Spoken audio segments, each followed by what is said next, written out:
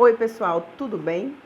O vídeo de hoje é uma palestra sobre terapia fotodinâmica da professora Silvia Nunes, apresentada na primeira jornada online de laser em odontologia, organizada pela Lilo Ufman. Espero que você goste e nos ajude se inscrevendo no canal, deixando o seu like e ativando o sininho de notificação, para que mais vídeos como esse seja possível.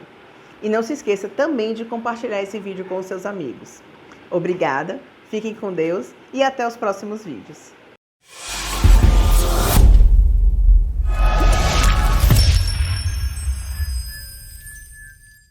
Professora Silvia Nunes é cirurgiã dentista, é mestre, é doutora e pós-doutora pela USP de São Paulo, é coordenadora e professora do mestrado de Bioengenharia da Universidade Brasil, é autora de 2 livros de terapia fotodinâmica, que é o tema da palestra, e vários artigos na área. Assim, quem já estuda laser ou já parou para estudar um pouco, com certeza conhece a professora Silvia, né?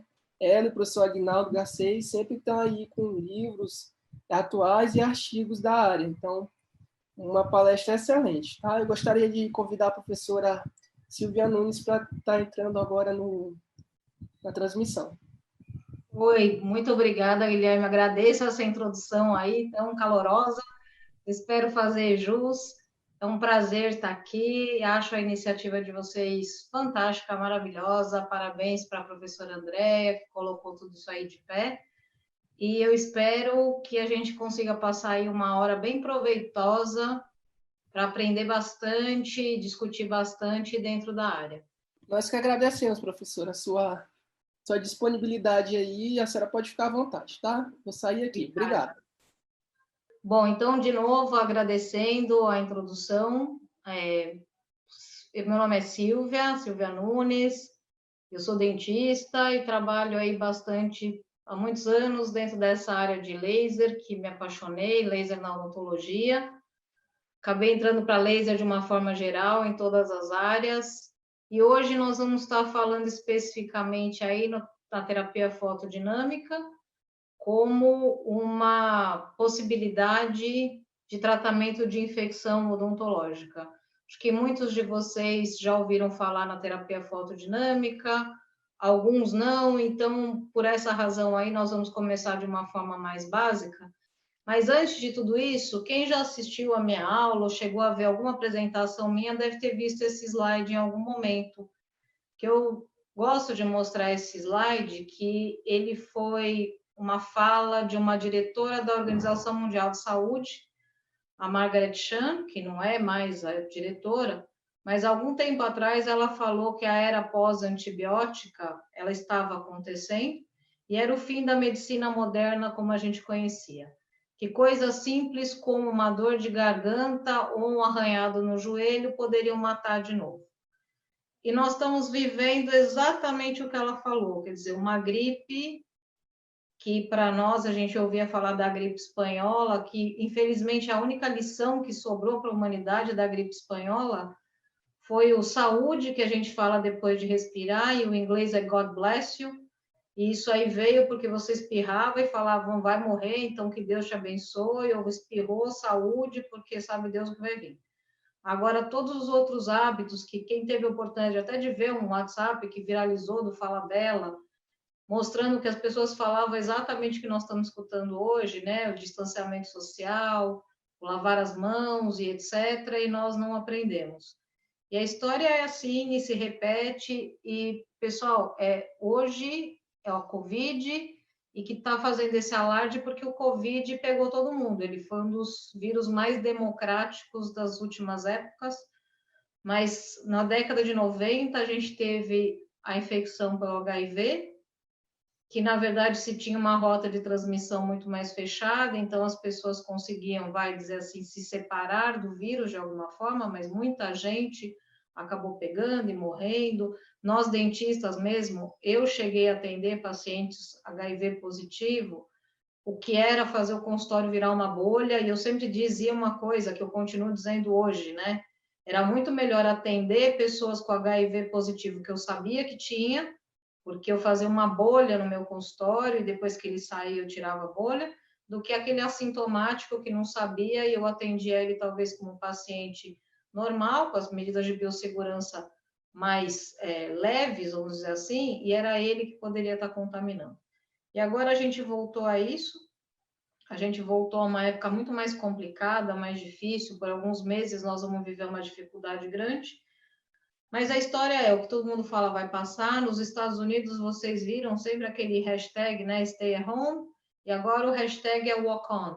Então, começa a andar de novo lá, porque em alguns lugares nos Estados Unidos ela começou a cair, e as pessoas têm que começar a se mover de novo, perder o medo e continuar a vida.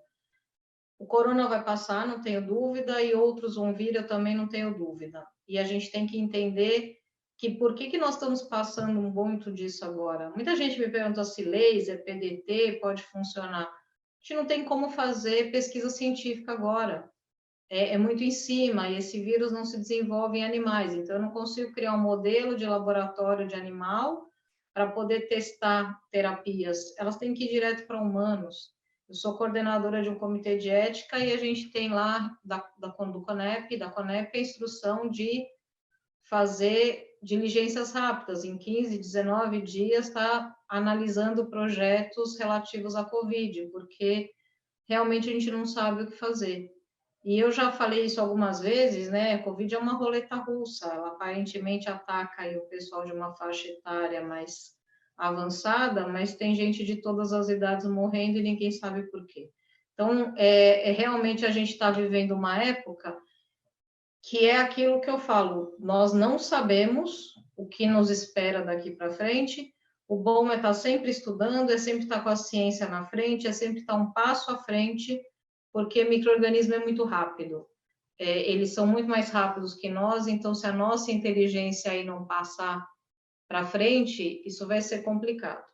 Na questão ainda, voltando só um pouquinho dentro da história da Covid, existem artigos, esse aqui é do dia 23 de abril, quer dizer, faz 2 semanas que saiu, é um editorial sobre o possível uso da fotobiomodulação e da terapia fotodinâmica no manejo da Covid. Não dá para saber ainda, existem teorias que poderia funcionar aqui e ali, o pessoal pergunta da ELIB, posso usar terapia fotodinâmica para descontaminar a boca e diminuir o risco da Covid? É a mesma história, pessoal, da água oxigenada que estão aspirando para fazer bochecho. Vocês vão ver durante a aula que a terapia fotodinâmica, ela sim pode exterminar o vírus, mas ela extermina aquele que está naquele local, ela não tem efeito residual. O peróxido de hidrogênio, a água oxigenada, é a mesma coisa. Quem tiver ali, ela mata.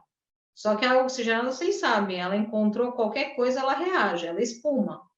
Ou seja, a hora que ela reagiu, acabou o efeito dela. Então, aquele vírus que estiver saindo da parótida, da submandibular, ele, na verdade, vai estar caindo na cavidade oral, sem esse efeito residual, tanto da água oxigenada, que é uma das indicações, como a clorexidina. Isso serve para baixar aquela carga de vírus que está ali no local na hora, mas conforme o paciente vai salivando, a saliva vai secretar. Saiu um artigo há pouco tempo e tudo é novo, a gente não sabe nada se vai se confirmar, mas que dizia que a parótida era reservatório de vírus em pessoas assintomáticas. Se isso é verdade ou não, um artigo não torna isso verdade, a gente não pode ficar espalhando notícia. A grande verdade é que, assim, nem medicamento a gente sabe se funciona. Essa terapia, por exemplo, com plasma, ela remota a época da varíola, quando a gente tinha o grande surto de varíola que matou milhares de pessoas. Uma das terapias era pegar a casquinha da varíola e colocar no nariz das pessoas para que elas se imunizassem de alguma forma.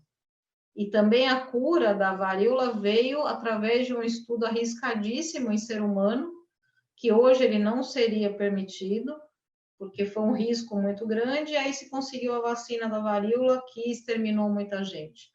Mas mesmo aqui no Brasil, tira essa história dos vírus, da Covid, a gente teve a Zika, que deixou aí uma sequela grande em muitas famílias. Então, percebam que nós estamos constantemente atacados por micro-organismos, esse é meu ponto. E esse sempre foi um dos pontos da minha aula de terapia fotodinâmica, a resistência microbiana e o problema que isso traz. E agora se chama mais atenção, nós vamos esquecer, isto vai passar, e aí, assim, a missão que fica para todos nós é tentarmos mudar a prática, tentarmos mudar a ciência para estar um passo à frente do possível ataque que vai vir.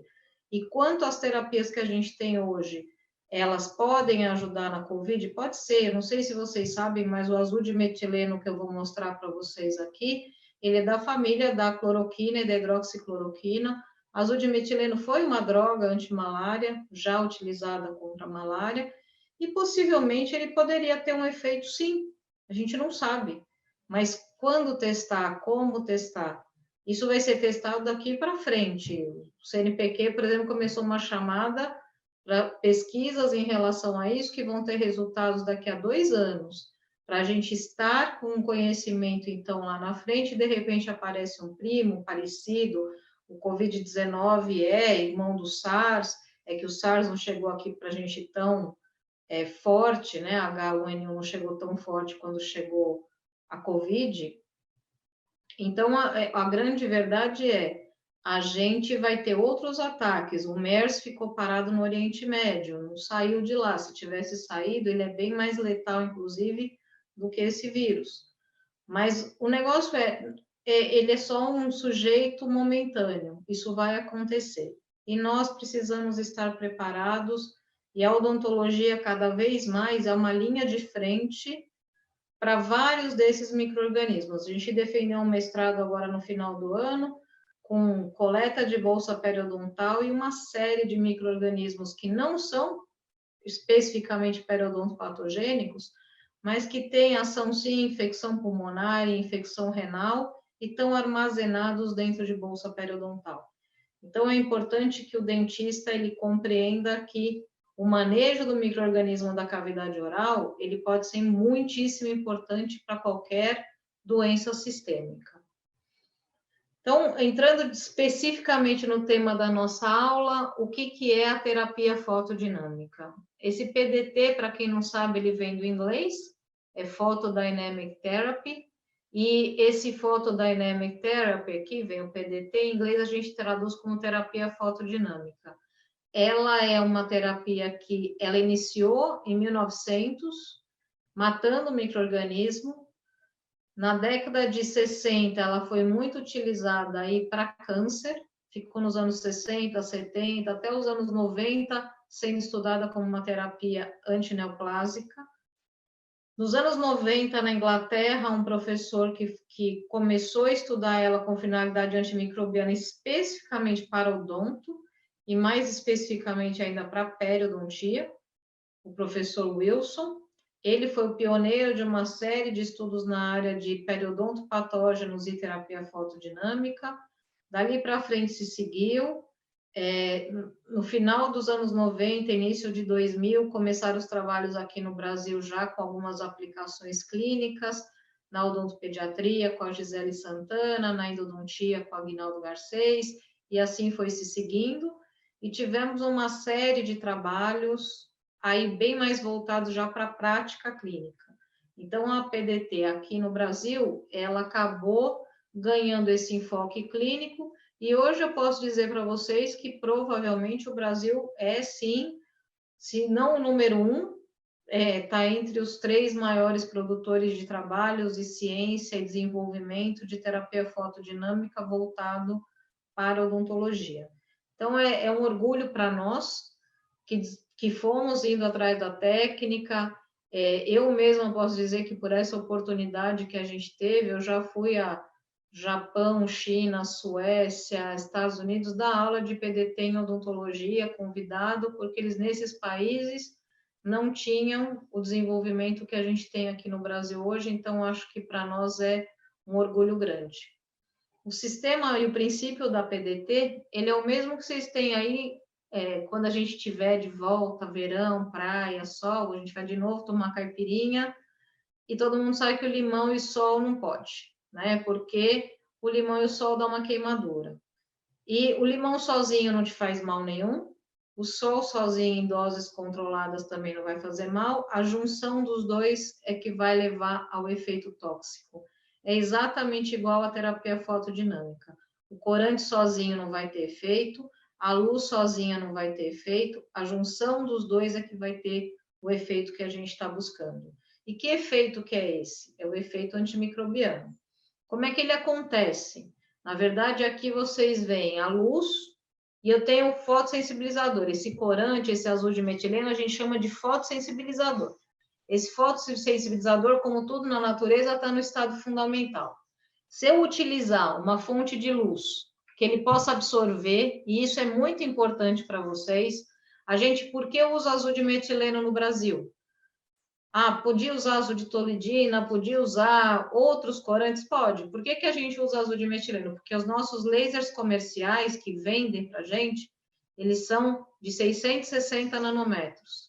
E o azul de metileno tem absorção máxima em 660 nanômetros. Se eu comprar um azul de tolidina, ele tem absorção em 630. Meu laser é de 660, ou seja, eu não vou conseguir excitar esse azul de tolidina. Por isso que a gente acaba fixando no azul de metileno. O azul de metileno ele é capaz, então, de absorver essa radiação de 660. Quando ele absorve, ele vai para o estado excitado. E nada na natureza quer ficar no estado excitado, quer decair para o estado fundamental.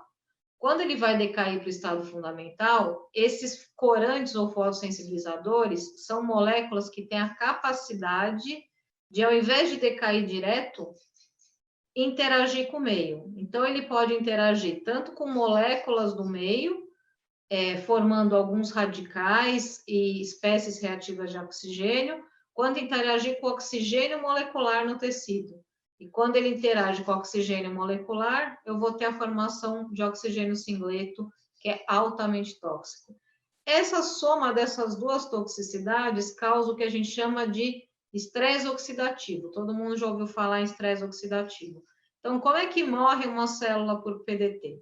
Morre por estresse oxidativo. É exatamente esse o princípio, e é aí que a gente vai ter a morte do micro-organismo. Então, ela funciona dessa forma como eu mostrei para vocês. A gente tem aqui a tipo 1 e a tipo 2.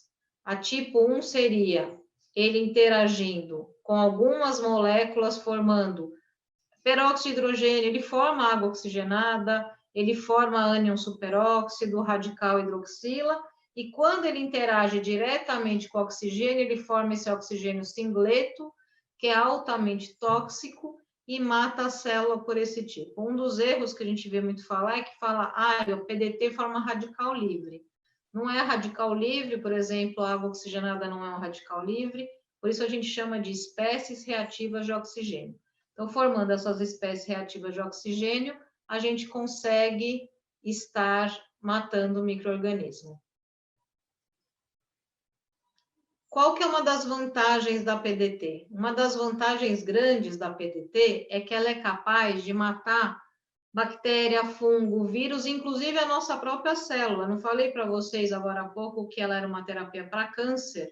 E ela ainda é uma terapia para câncer porque ela consegue matar a célula humana também. A diferença aí é que eu preciso de muito mais luz para matar uma célula eucariota do que para matar um micro-organismo. Então, minha margem de segurança é grande. Para botar em contexto, vamos dizer que para matar uma bactéria eu preciso 3, 4 minutos e para matar uma célula humana eu preciso 1 hora de radiação. Então, por isso que a gente tem segurança. Mas, olha, esse slide aqui é antigo, não tem nada a ver com Covid, e vocês veem que vírus está incluído aqui. Então, com o uso da PDT, a gente pode substituir quantas drogas, né? Eu posso substituir o antibiótico, o antifúngico, o antihelmíntico e o antirretroviral. Então, eu, na verdade, consigo trabalhar com vários, no local de vários medicamentos, eu consigo usar o azul de metileno e a luz, o que é fantástico. Ele é seguro, é barato, eu não dependo do paciente, quer dizer, o paciente não faz nada, fica lá sentado enquanto antibiótico, eu tenho que garantir que ele vai tomar 7 dias na casa dele. Alguns problemas que a gente encontra hoje, e tem até estudos sendo bem desenvolvidos nessa área, é que dentro de canal radicular, por exemplo, existe Candida albicans como um dos micro-organismos que habitam o canal. Quando você dá um antibiótico para o paciente, aquelas bactérias elas podem ser atacadas e eu vou permitir o quê? O crescimento de fungo. O antibiótico não faz nada com ele. Ninguém dá antifúngico para paciente que está fazendo canal. Ou seja, eu posso ter uma falha no tratamento endodôntico porque eu posso ter propiciado o crescimento de cândida dentro do canal.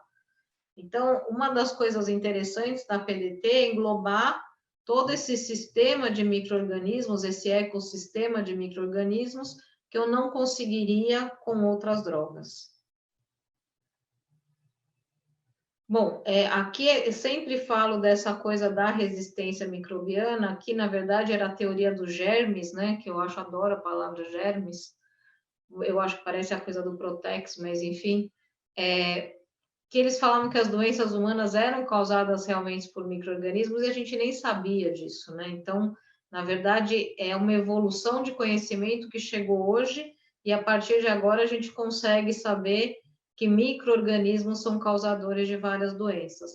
E quando surgiram os antibióticos, e aqui a gente coloca a bala de prata, né, na intenção de que era como para matar o vampiro, basta a bala de prata que resolve, se entendeu que não tinha mais nenhuma necessidade. Porque alguém podia estar pensando assim, ó, a Silvia falou que inventaram a PDT em 1900. Eu estou em 2020, esse negócio ainda não foi utilizado? Caramba, então que graça que tem isso, né?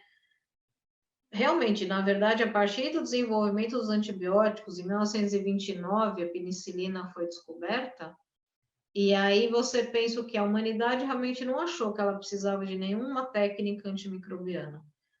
Nada que tivesse estudo para antimicrobiano teria nem fomento, nem interesse das agências de pesquisa, de fomento, porque não era necessário. Por isso que o câncer acabou virando a continuidade do estudo da terapia fotodinâmica. O que acontece? A partir da década de 90, como eu falei para vocês, a gente já começou a entender essa história de resistência microbiana que estava ficando mais pesada, e dali para frente só cresceu isso e cresce vertiginosamente a cada década que vai se passando. Por isso, esses novos métodos são importantes. Olha isso aqui é de 2016, tá? Com as 10 principais causas de morte no mundo. Eu queria chamar a atenção de vocês para doenças respiratórias do trato inferior, que é pulmão. Ela era a primeira já causa de morte de doenças comunicáveis, ou seja, doenças que transmitem, porque as outras 3 aqui eram doenças do coração, derrame e doença obstrutiva pulmonar crônica, que na verdade tem muito mais, a DPOC tem mais a ver com hábitos e etc., não é exatamente com micro-organismos.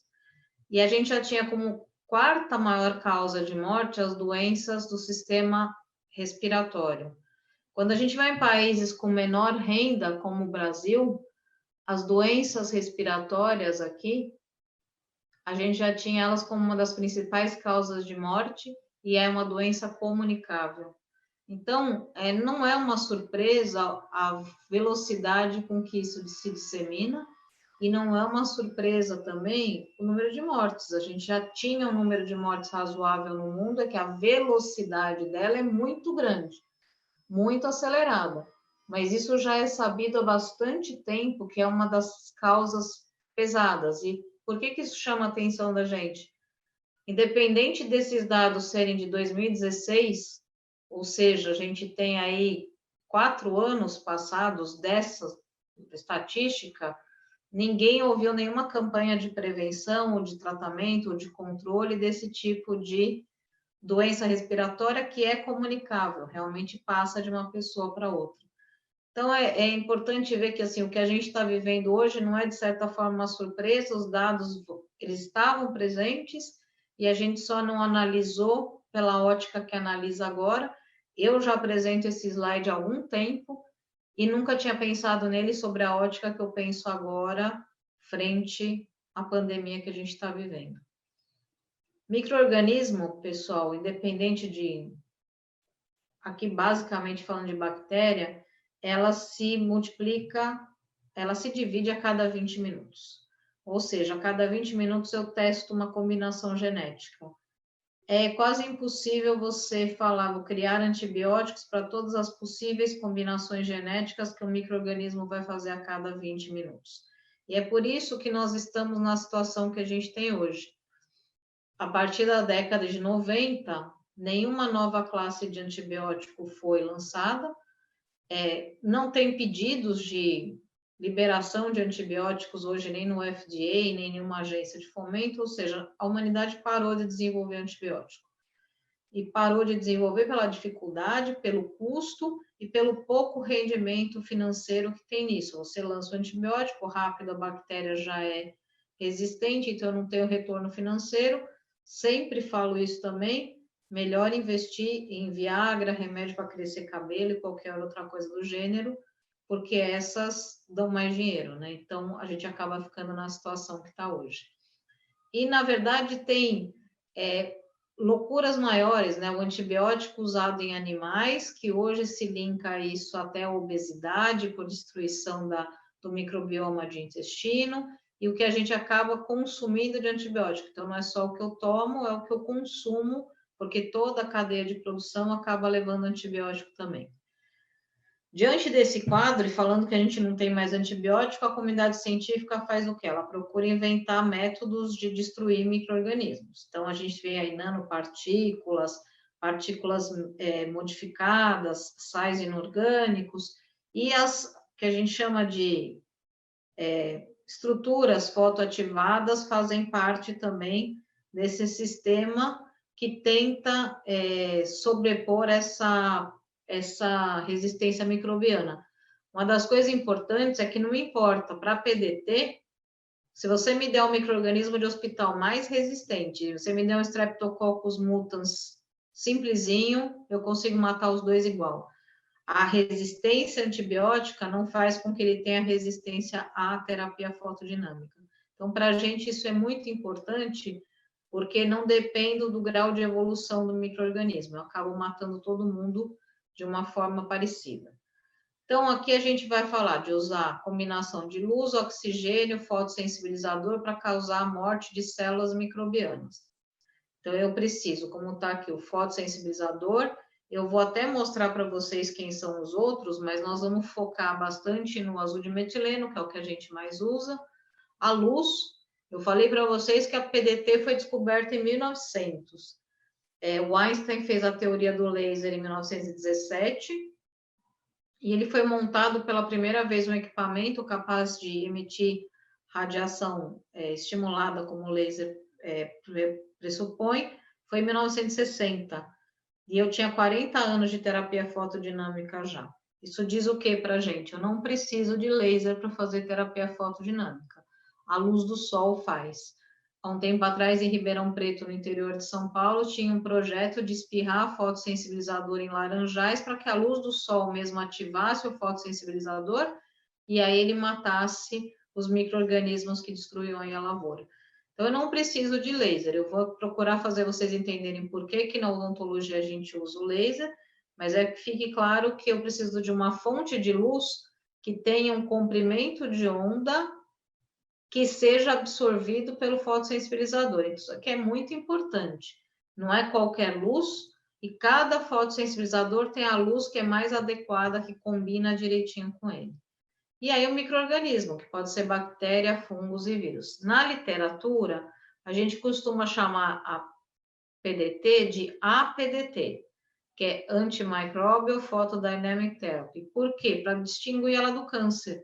O câncer é sempre PDT, terapia fotodinâmica. Então, quando eu quero falar dessa terapia, mas com foco em micro-organismo, a gente acaba chamando ela de APDT.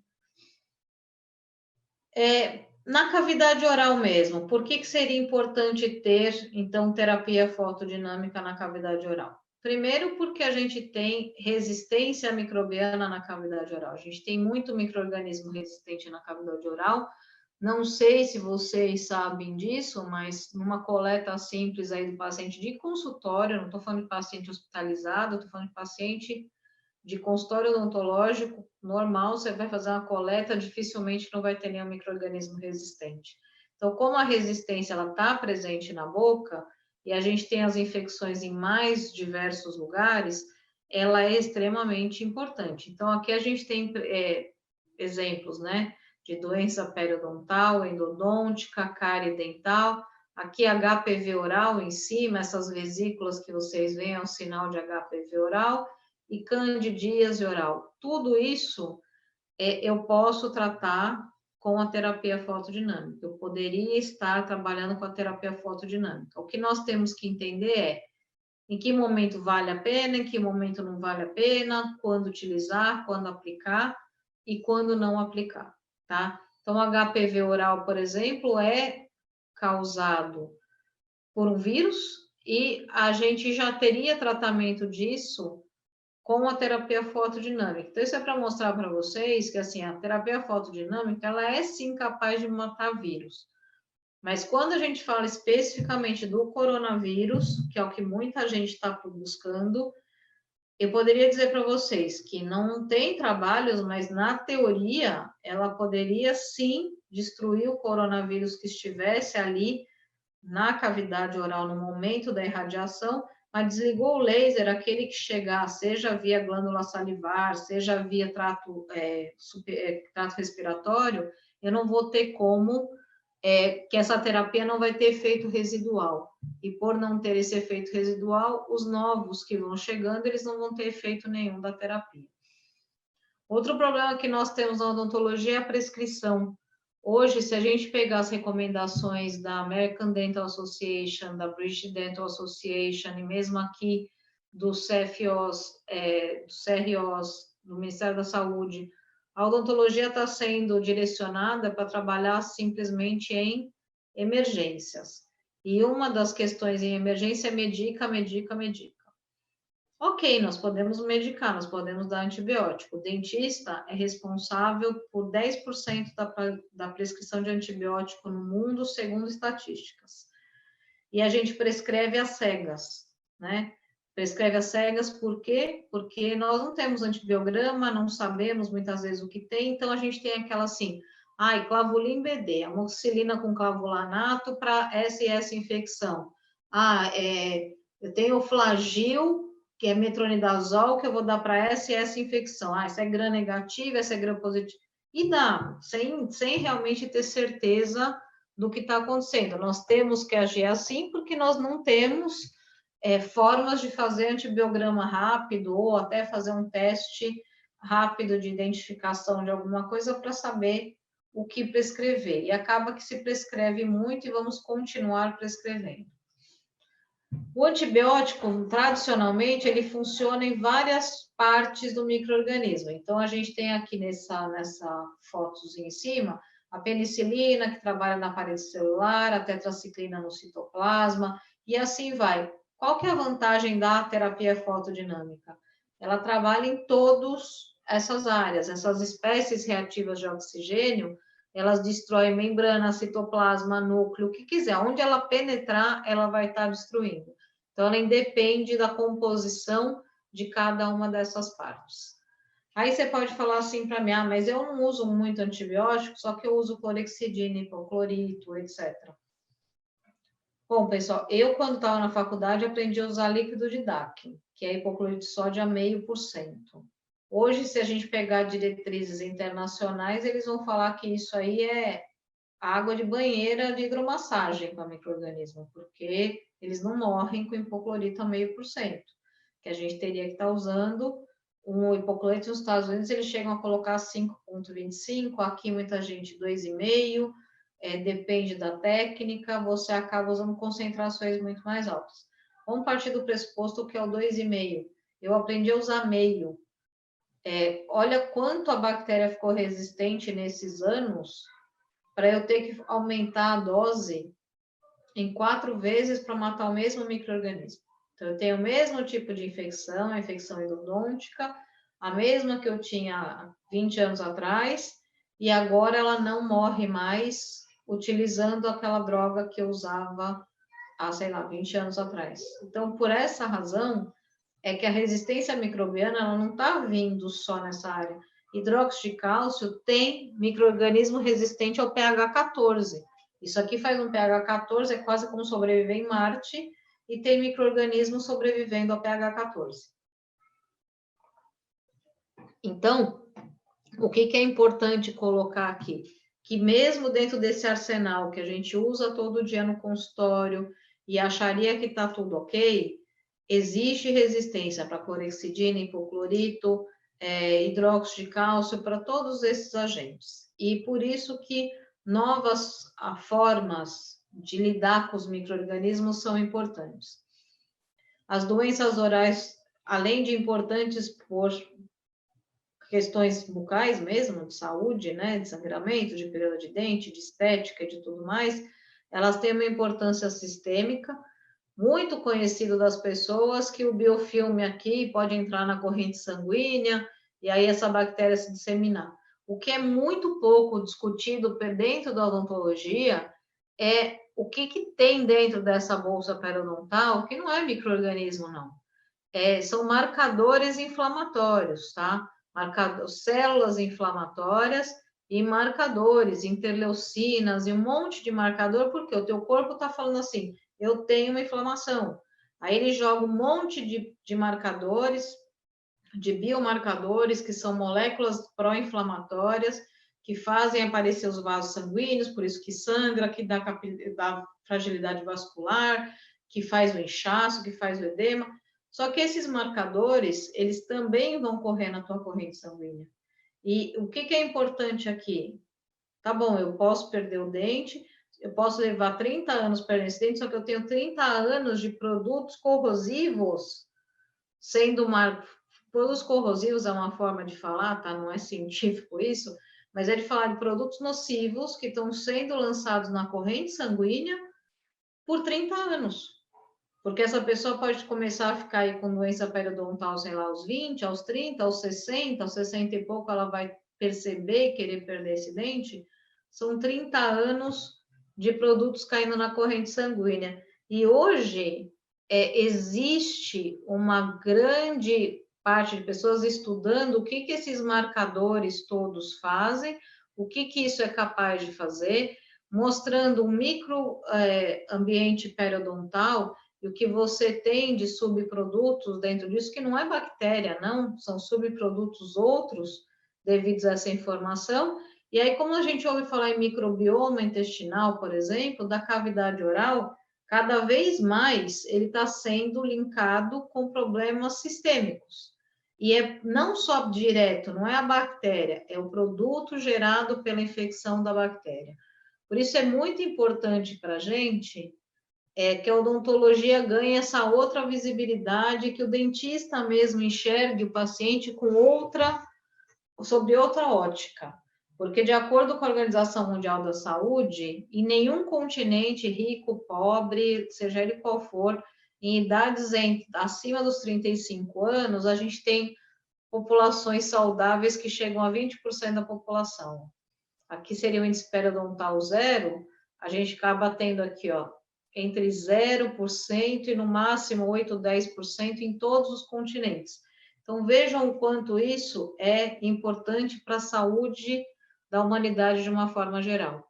E existe a famosa aí doença oral sistêmica, que é uma conexão extremamente importante e que também a gente deve levar em consideração. Os dentistas, eles não prestam muita atenção nessa conexão oral sistêmica. Eu sempre brinco, falo que se eu botar uma palestra minha no congressão falando doenças orais sistêmicas aqui, facetas, o que fazer, a minha vai estar vazia, não vai ter uma pessoa, porque todo mundo quer ir na faceta, todo mundo quer soluções práticas para alguma coisa. Enquanto que o nosso papel, muitas vezes, como profissional de saúde geral, ele não está tendo atenção do dentista. Talvez porque não seja pago por isso, não é isso que traz visibilidade para o consultório, mas isso traz visibilidade como profissional de saúde. É extremamente importante que nós prestemos atenção nesse link que existe sim e ter noção. Não sei se vocês sabem disso, mas tratar, por exemplo, um paciente periodontalmente abaixa inclusive colesterol. Né? Se eu começar a fazer essa propaganda, eu acho que vai bombar mais o tratamento, né? Falar assim, ó, baixa colesterol sem fazer dieta, cuida do dente. Aí o pessoal é capaz de gostar um pouco mais de fazer tratamento de gengiva. Mas, na verdade, existe aí alguns trabalhos mostrando que você tem diminuição dos níveis de proteína C reativa, interleucinas, colesterol, fórmula de linfócitos pós-tratamento periodontal. Isso é excelente, pronto, nosso tratamento convencional funciona. E por que eu uso a PDT, então? Porque eu preciso de um complemento muitas vezes, porque o convencional sozinho não consegue chegar nos níveis que eu deveria chegar. Esse complemento, então, seria, no nosso caso, a PDT. A PDT é muito fácil de fazer, tá? Muito fácil de realmente realizar. O difícil é conhecer tudo que está ao redor, e como isso é o difícil, é por isso que a gente presta atenção aí nessa parte inicial para entender a importância de fazer a PDT.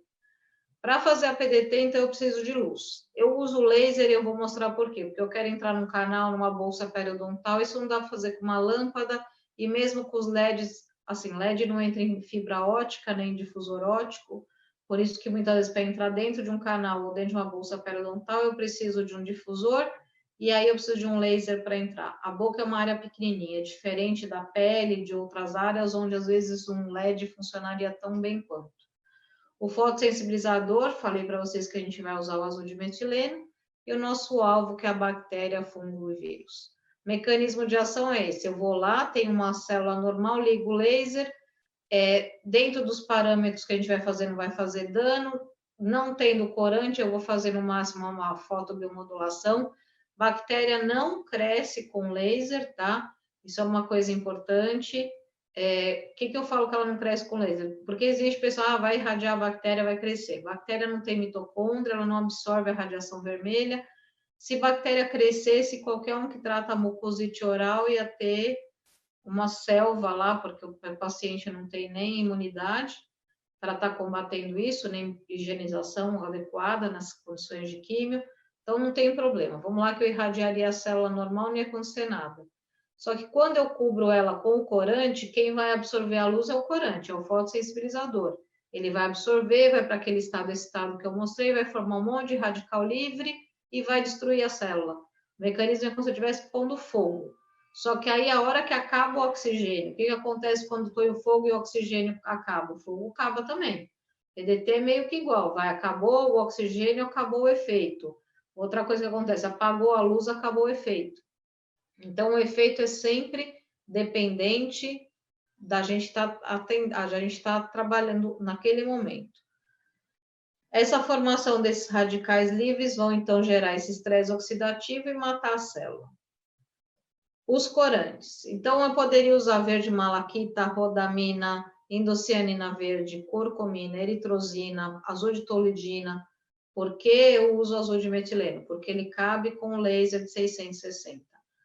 Poderia usar a curcumina com azul? Pode, a curcumina absorve a luz azul. Poderia usar a curcumina com meu fotopolimerizador. Mas como fazer a luz azul penetrar nas profundidades que eu tenho interesse, que sejam dentro do fundo de uma bolsa periodontal, no ápice de um canal radicular? A luz azul não tem penetração, esse comprimento de onda não tem penetração. Então, como a luz penetra pouco, talvez eu pudesse utilizar para cárie. Seria interessante. Mas aí eu estaria trabalhando só o corante e a região da cárie. O azul de metileno, como eu falei para vocês, era uma droga antimalária mesmo, é da família da hidroxicloroquina, da cloroquina, é uma droga bem antiga, super conhecida na medicina. Se você tiver um envenenamento por monóxido de carbono, vão te injetar 2% de azul de metileno na veia. Então, ele é bastante conhecido, não gera nenhum efeito tóxico dentro das concentrações que a gente usa. Ele é solúvel em água, então vamos supor que eu errei na mão e não usei a concentração correta e o dente ficou azul. A saliva tira, porque ele é solúvel em água. Todo mundo que já chupou aquele chiclete lá, que a gente falava que era chiclete do diabo, né? O chiclete que é azul, que você mordia, saía aquela tinta azul era o azul de metileno. E aí, o que acontece? Quando você usava aquilo, ficava com a boca inteira, a língua inteira azul e depois tudo ia embora. Então, vai embora por quê? Porque ele é solúvel em água, isso é uma coisa boa. A carga dele é positiva, isso também ajuda porque bactéria, fungo tem carga negativa. Isso faz com que eles tenham atração e fiquem mais pertinho um do outro. Ele tem que ser um composto puro, então não adianta comprar azul-dimetileno qualquer um, porque não vai funcionar. As concentrações têm que ser baixas, azul-dimetileno em alta concentração, ele sofre processos que são chamados de dimerização, ele para de funcionar, ele barra a luz. Então, a concentração que vocês vão usar aí para a clínica é 0,01%, tá excelente. Se tiver muito sangue, saliva, pus, isso atrapalha o funcionamento do azul-dimetileno. Então, quanto menos interação com outros líquidos tiver, melhor. Ele tem um ótimo espectro de ação, como eu falei, bactéria, fungo, vírus, até câncer foi tratado já com azul-dimetileno. Ele casa com os nossos lasers comerciais. A desvantagem é que ele não é mega efetivo, eu preciso de algum tempo de radiação, às vezes 3, 4 minutos. Podem ter fotossensibilizadores que vão ser desenvolvidos mais rápidos. Muita gente fala assim, posso fazer em gel?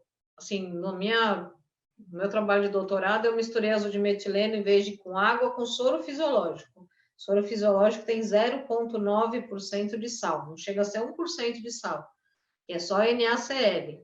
E eu já caí o efeito antimicrobiano dele. Então, para desenvolver um gel com azul-dimetileno que seja eficaz como o azul-dimetileno tem que ter estudo, né? Alguém tem que fazer aí um produto que seja eficiente. Eu não conheço nenhum que foi amplamente testado, estudado e a fotoquímica dele feita, então, infelizmente, hoje em dia eu recomendo mesmo que a gente use água e evite ao máximo esse contato com os outros líquidos, como sangue e saliva. Isso aqui é um exagero, isso aqui é azul-dimetileno a mais de 1%, e está aqui para mostrar para vocês só que ele já era usado em dentística para ver teste de trinca e fratura, ele penetra muito bem no elemento dental. Perceba por esse slide que eu não posso deixar a luz ou deixar o corante muito concentrado, porque quanto mais concentrado não passa a luz, por isso que a gente dá para vocês as concentrações certinhas, para permitir a passagem da luz. As fontes de luz, tem luz no mundo inteiro para PDT, PDT não é uma coisa na odonto, né, do Brasil, o Perio Green, que é para terapia fotodinâmica, tem o Perio Wave, que é do Canadá, esse aqui é da Dinamarca, tem esse aqui da Áustria, que está aqui no cantinho de baixo, tem equipamento do mundo inteiro. A vantagem dos nossos equipamentos é que eles realmente servem tanto para terapia fotodinâmica quanto para fotobiomodulação, que é a coisa boa. E o uso do difusor óptico, ele é importante. Por que ele é importante? Porque uma fibra óptica, ela deixa a luz ficar só na pontinha de baixo. O difusor, ele dá 360 graus. E quando a gente tem o dente, eu quero que a luz vá a 360 graus. Por isso que o difusor para nós é bastante importante e por isso que os lasers acabam sendo interessantes, porque os LEDs funcionariam perfeitamente bem, não fosse o fato que eu não consigo colocar um LED aí num difusor óptico. Então, olha aqui, ó, a ponteira do laser está na incisal, não ilumina nada a raiz, está na câmara pulpar, eu também não vejo aqui, com o difusor óptico, a raiz está toda iluminada. Por isso é importante ter boa iluminação. Aqui é um slide mostrando para vocês bactéria bioluminescente, elas brilham enquanto estão vivas, e aqui é só a ponteira e aqui é a fibra óptica, mostrando que tem menos luzinha acesa, ou seja, matou mais bactéria.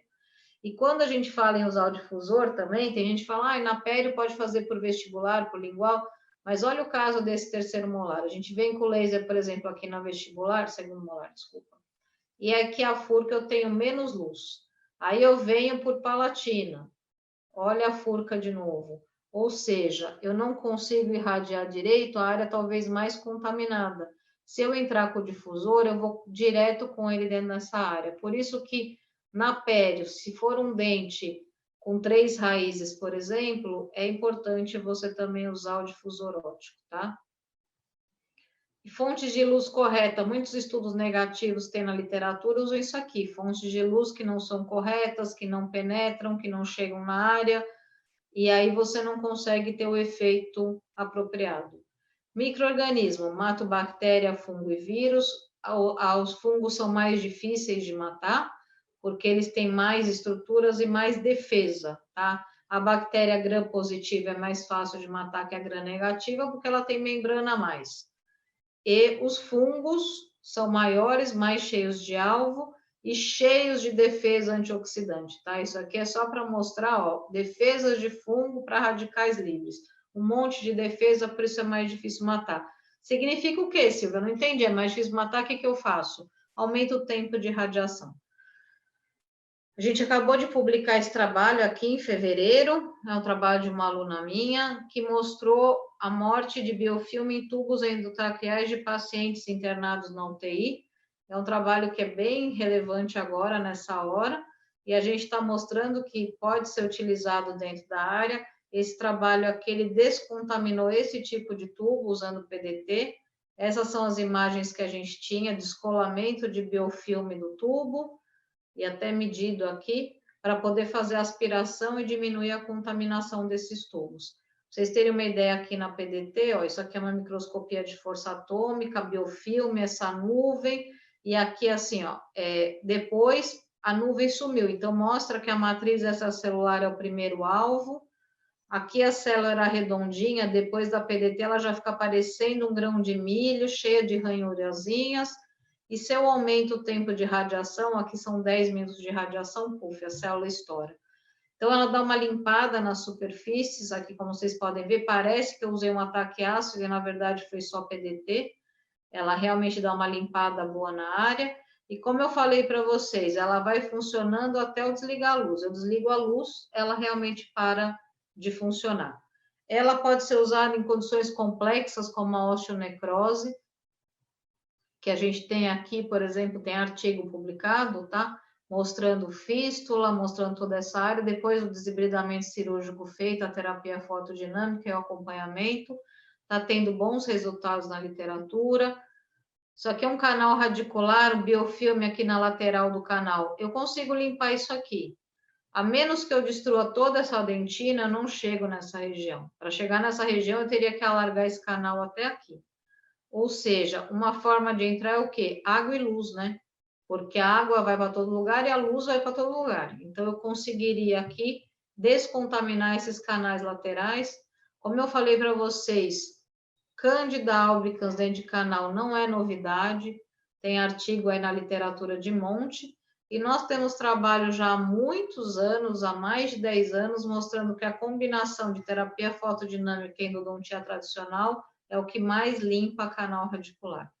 E com bastante precisão, dependendo do tempo de radiação que a gente usa.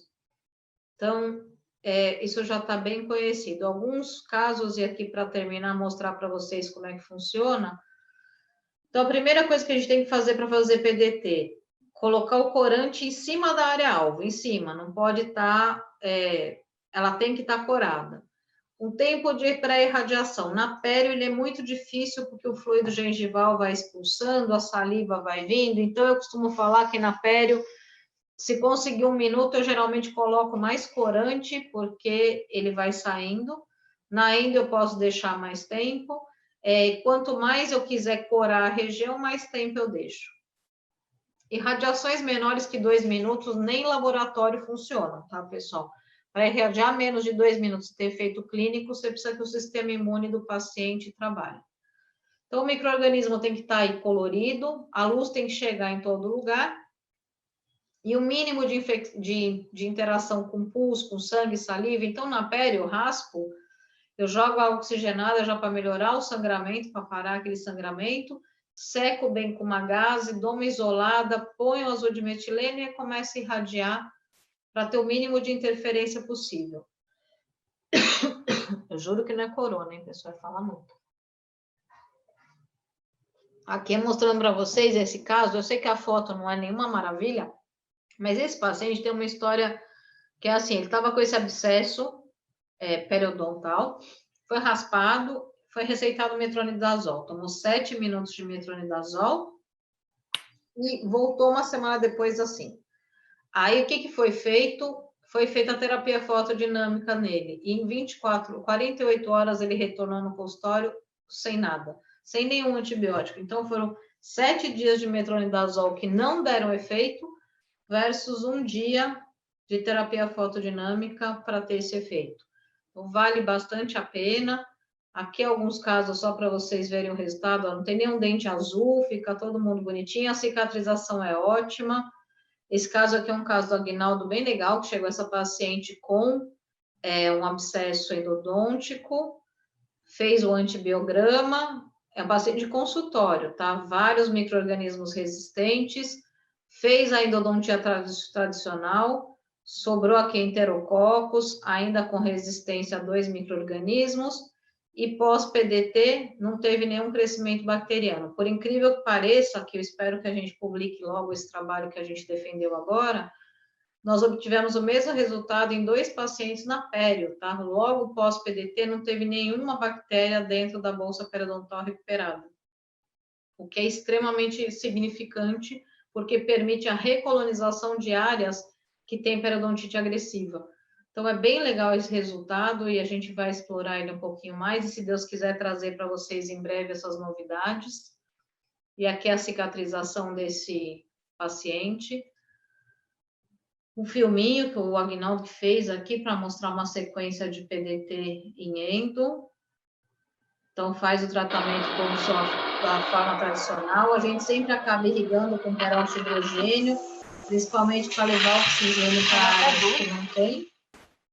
Coloca o corante, espera o tempo de pré-irradiação, vai com a fibra, ou melhor, o difusor, e faz a irradiação da área. Geralmente, aí 3 minutos por canal é o tempo suficiente para a gente ter o efeito apropriado.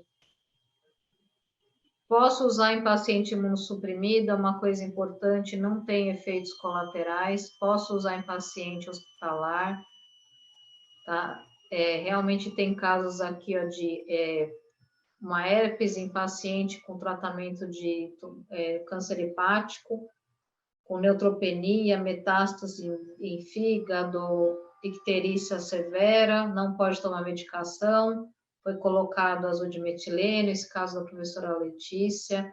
Tá aqui, olha, a paciente piorou muito, a icterícia piorou e mesmo assim a gente teve uma cicatrização da área. Nós também temos um trabalho publicado em paciente HIV positivo com candidíase recorrente. O efeito de uma sessão de PDT foi equivalente a 14 dias de antifúngico, quer dizer, na verdade, a mais, porque o paciente tomou 14 dias de antifúngico e a recidiva da cândida foi logo na sequência, foi uma sessão de PDT e a recidiva foi 30 dias depois. Então, uma sessão mensal poderia substituir antifúngico.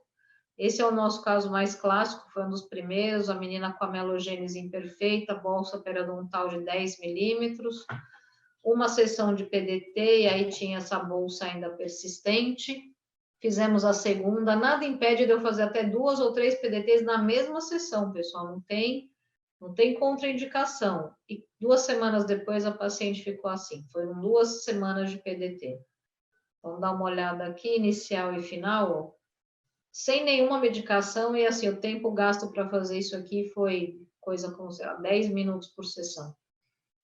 Mais um caso bem semelhante, dá uma olhada aqui, ó, a sonda periodontal penetrando aí cerca de 8 milímetros, corante, radiação, olha aqui, uma semana depois, sem sangramento e a sonda já não penetra.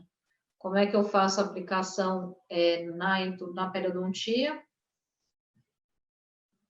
Então, também faz todo convencional, sonda, raspa, no final irriga com peróxido, tenta controlar esse sangramento, aplica o corante, deixa ele ficar na bolsa 1 minutinho, reaplica para poder ter corante aí quando você for fazer a irradiação, entra com a fibra ou com o laser. Se for um dente com 3 raízes, eu aconselho vocês entrarem com a fibra.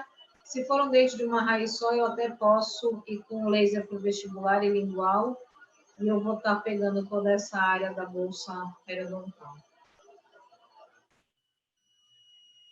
Esse caso aqui é igual, é a mesma coisa, só para vocês verem. Coloca a ponteira dentro da bolsa e vai fazendo, então, a aplicação, sempre procurando ir em todos os lados da bolsa periodontal para conseguir acesso de toda a área. Periimplantite também posso estar tratando. Todas as infecções que são, como eu falei para vocês, causadas por micro-organismos, nós podemos estar tratando. Caso de fístula, em que a descontaminação da fístula também é feita, tem trabalho na literatura mostrando o tratamento da fístula depois que você fecha o canal. Então, fecha o canal, se sobrou uma fístula que não está fechando, você pode jogar o metileno e a fibra dentro da fístula somente e tentar acompanhar, ver se você consegue o fechamento da fístula. Em cirurgia paraendodôntica, a professora Débora Celera fez esses casos junto com o Aguinaldo na PCD, e foi feita a descontaminação tanto do dente quanto da loja óssea. E os resultados foram que, ó, inicial, a cirurgia teve uma redução de micro-organismos significante, mas pós-PDT, mais ainda, então, quer dizer, está melhorando mais ainda a nossa possibilidade. Cicatrização é fantástica, porque eu tenho um pouco de efeito de laser de baixa potência ao redor. Então, aqui a gente mediu nesse trabalho a área de lesão durante 6 meses e observou que quem fez PDT tinha uma redução da área maior, tá, em torno de 84%, enquanto quem fez só o laser 46%, só a endodontia 46%. Isso aqui está de acordo com a literatura e vai fechar tudo, é a velocidade por tempo. Então, no mesmo tempo, eu consegui fechar mais rápido as lesões. Não quer dizer que esse aqui não vai alcançar o 100%, vai. Foi só uma questão de velocidade. E por quê? Porque aqui dentro do canal eu tenho corante, eu estou fazendo PDT. A luz que sai para fora está fazendo fotobiomodulação. Paciente idoso, vulnerável à infecção, eu posso descontaminar esse tártaro antes de fazer uma exodontia aqui. Então, eu jogo o corante. Olha lá, não tirei o dente ainda. Eu jogo o corante, faço a PDT e tiro o dente. Para quê? Evitar a bacteremia transitória, que é o que acaba acontecendo muitas vezes, e até descontamino esse conduto também, esse alvéolo, para evitar. Pericoronarite, se tiver contaminada, que quase sempre está, eu posso fazer isso antes da extração para também diminuir o número de bactérias na corrente sanguínea. Cicatrização, como eu falei para vocês, das lojas ósseas, excelente, posso usar na implantodontia, quando tem uma periimplantite, eu vou fazer uma cirurgia. Usa todo o convencional, quando acabou, faz corante, laser, lava e fecha. Normalmente, como seria feito sem nenhuma diferença, tá? 3 anos depois. Então, aqui há outros casos de mucosite, posso trabalhar. Agora, quem estiver fazendo emergência e quiser fazer descontaminação de cárie, também poderia estar usando nesse momento, para não usar alta rotação, retirar o tecido amolecido, tira aquele tecido amolecido com uma coreta, coloca o corante, irradia com laser, fecha aquilo e você estaria descontaminando sem o uso do alta rotação por causa dos aerosóis. Normalmente eu não recomendo o uso de PDT para cárie, porque eu acho que a melhor coisa é remover a cárie mesmo, tira. Não estou falando de pediatria, estou falando de adulto, né? Só que agora, como está todo mundo com problema de usar alta rotação, entender como vai controlar os aerossóis, então uma forma de fazer seria tira o tecido amolecido, vai ter aquele infectado, coloca o corante lá dentro, irradia, mata aquela bactéria, coloca um selamento dessa região e tenta segurar até o momento que seja mais seguro para a gente trabalhar. Tem o ART, que também pode ser feito utilizando a terapia fotodinâmica e com bons resultados de acordo com vários estudos. Esse é um caso que eu gosto de mostrar porque ele misturou laser de baixa potência e a PDT. Olha isso aqui que loucura, gente, uma fístula extraoral. Esse aqui é o cone entrando. Todo mundo sabe a cicatriz que fica num paciente que tem isso aqui. Foi feito o PDT e a fotobiomodulação. Olha o final do caso. Nenhuma cicatriz, a paciente sem sequela. Na herpes eu não uso muito o azul de metileno, eu sempre falo isso, eu não uso muito porque eu não acho que é legal o paciente sair com isso aqui todo azul, e porque a gente tem uns 10 anos de experiência usando só laser com ótimos resultados, então eu acabo recomendando só laser, mas quem quiser usar PDT pode ser usado e tem indicação para isso também. Descontaminação de próteses, candidíase por protética, quistomatite protética, pode descontaminar o palato, a prótese você pode descontaminar com PDT ou pode colocar na cândida, na solução de hipoclorito. mas também tem bons resultados. Então, para finalizar para vocês, o primeiro passo, sempre faz o tratamento convencional. Não tem como pular o tratamento convencional. A menos no caso que eu estou falando para vocês agora, emergencialmente, remover cárie amolecida, descontaminar a dentina com o PDT e fechar a provisória para depois fazer esse dente, talvez seja uma solução agora para atender pacientes sem estar usando a alta rotação e o risco que ele traz. Segundo passo, aplica o fotossensibilizador pelo tempo que for necessário para ele corar, na pério, na endo. O fotossensibilizador azul de metileno, o mais puro possível, 0,01%. Vai com a irradiação entre 3 e 4 minutos, é o interessante para a gente garantir mais morte. Lava, seca, retira e acabou. Não tira o corante do canal antes de irradiar. Pode irradiar com ele lá dentro, que é uma dúvida de algumas pessoas. E se porventura não acontece com o 0,01, mas se porventura manchar qualquer coisa, pode avisar o paciente que a própria saliva tira. Usar ou não o difusor óptico depende da região que vocês querem trabalhar. Como eu falei, na endo, acho que ele é sempre aconselhável. Na periodontia, quando tiver 3 raízes, eu acho também aconselhável. Eu acho que eu cheguei um pouquinho além do meu tempo, eu peço desculpa aí para a Andréia. A gente quer falar menos do que deveria, falar muito. Esse aí é meu e-mail, pessoal. Eu agradeço de novo o convite, obrigada. Quem tiver dúvidas, eu estou aí à disposição. Como sempre, com a parceira Andréia, muito feliz por estar aqui e é uma alegria participar dessa jornada com vocês. Silvia, que aula, hein? Uau! Boa noite a todos. Sejam todos bem-vindos aí no segundo dia com esse show de aula no início. Começamos muito bem o segundo dia. Obrigada, Silvia, por você estar aqui pelo nosso segundo encontro, né? Primeiro foi presencial, segundo agora online. Que venham outros encontros aí. Amém, amém. Com a nossa parceria imensa aí, que está só... Se quiser, da próxima vez com arroz de cuchá e uma macaxeira. Amém. Então, Silvia, como a gente está fazendo desde ontem, agora a gente abre para perguntas. E tiveram algumas perguntas assim interessantes, os meninos filtraram algumas perguntas, então eu tenho algumas para fazer para a gente poder enriquecer um pouco mais, enriquecer a discussão, né, no caso. Olha, tem uma aqui que falou assim: todo mundo te elogiando, viu? Foi assim, obrigada. Elogios, que quase deu pau aí no YouTube. Mas vamos lá. Como foi feito o PDT no tubo endotraqueal? Na verdade, o corante foi colocado dentro do tubo endotraqueal, então foi aplicado o azul de metileno, e depois nós usamos um LED externamente, tá? Que é uma das partes do trabalho, é o conceito de que eu poderia usar uma fonte de luz externa.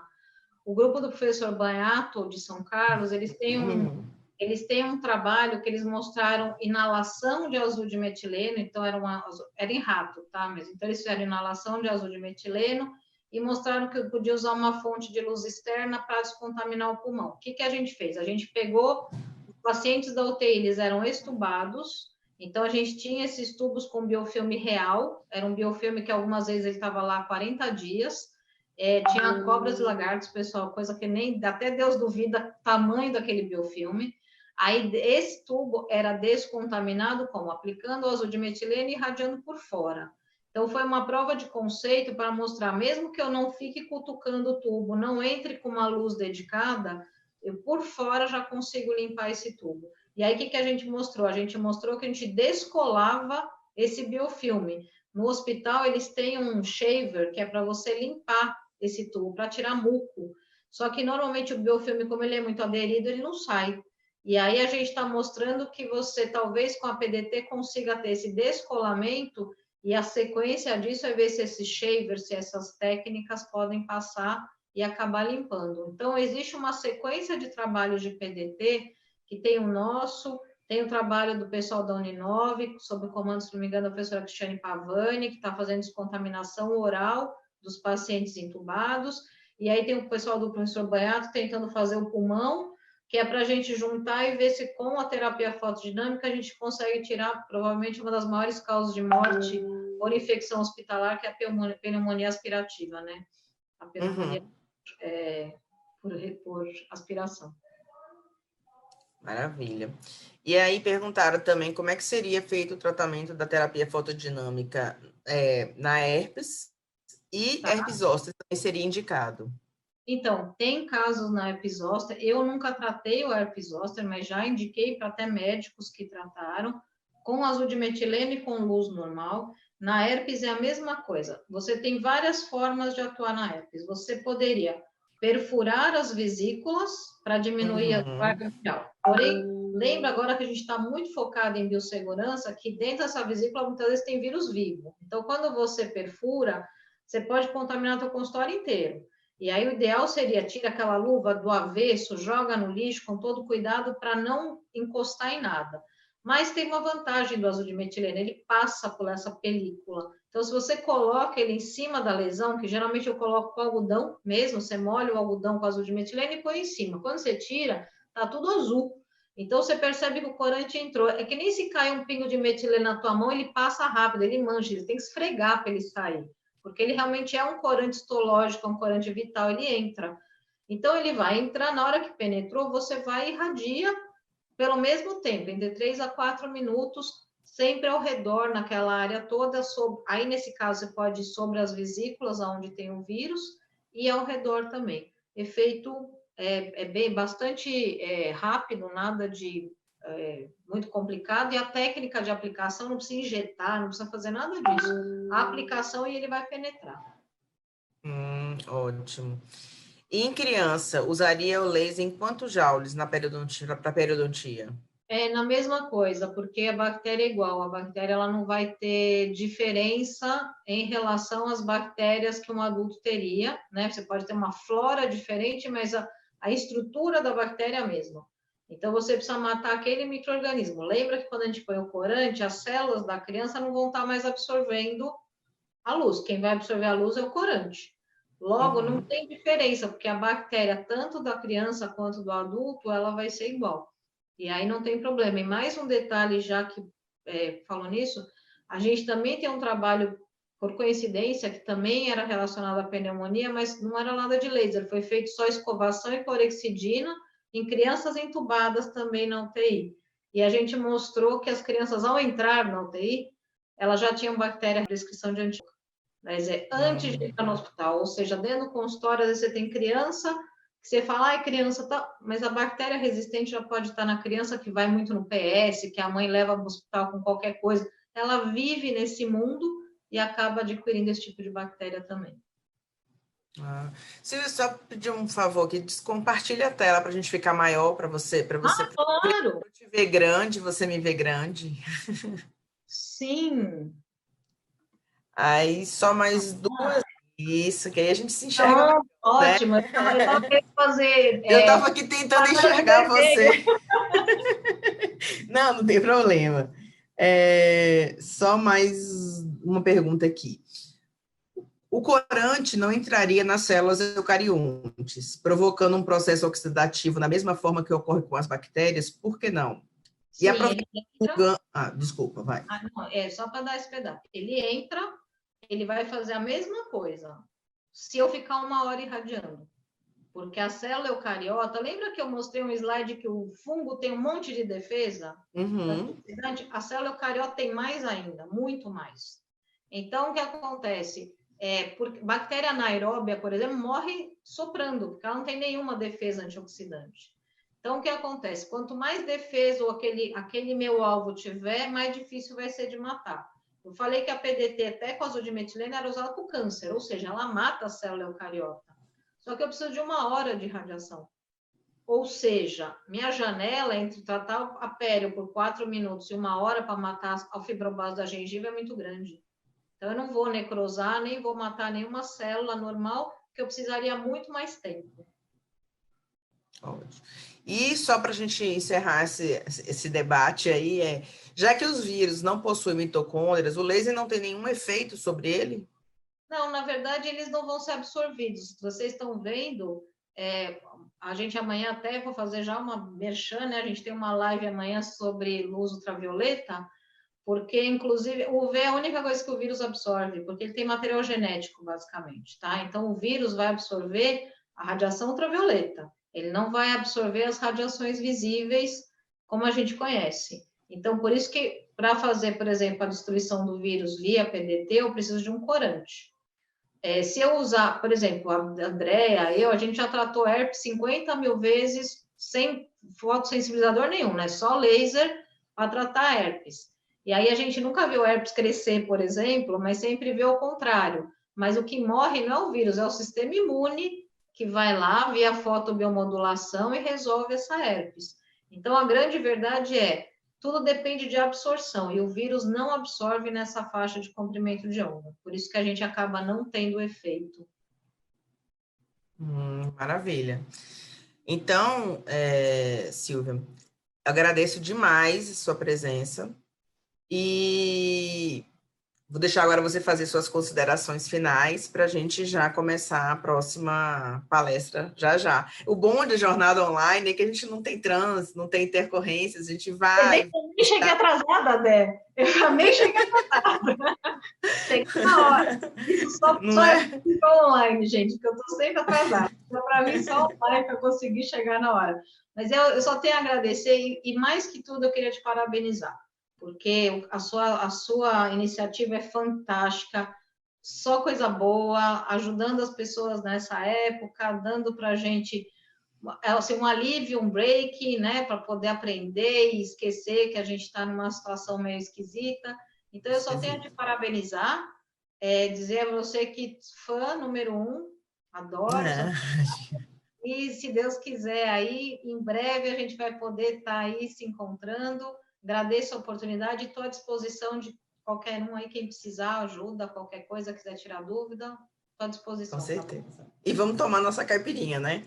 Se Deus quiser. Beijo, então. Vou deixar você falar. Obrigada. Tchau. Obrigada.